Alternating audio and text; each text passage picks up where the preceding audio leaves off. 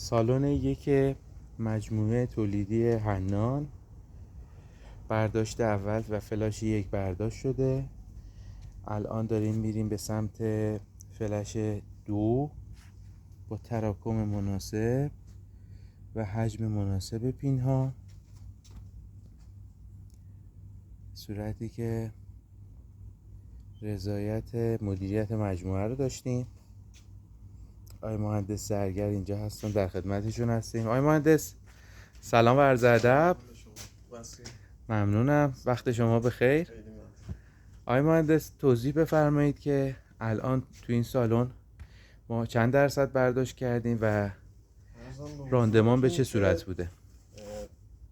سالن‌های تولیدی شرکت قارچ حنان رو داریم. سالن شماره 1 که فلاش اول تموم شده، به اتمام رسیده. فلاش اول 18% برداشت داشتیم. احسنت. و انشالله فلاش دوم فکر میکنم نتیجه پشت کار شماست. 16% هم فکر میکنم برداشت داشته باشه. انشالله. با مشاوره آقای مهندس بیات. زنده باشید.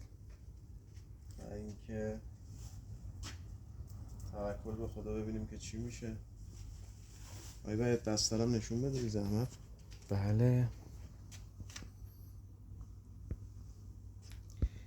این دقیقاً یک هفته بعد از برداشت فلش 1 هست، با این تراکم پین و بستر مناسب و مدیریت اصولی آقای مهندس به این نتیجه رسیدن.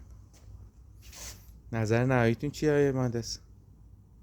نظر نهاییم که انشالله بتونیم تو امر فروش هم موفق بشیم انشالله. و داریم رو بحث صادرات کار میکنیم. توکل به خدا.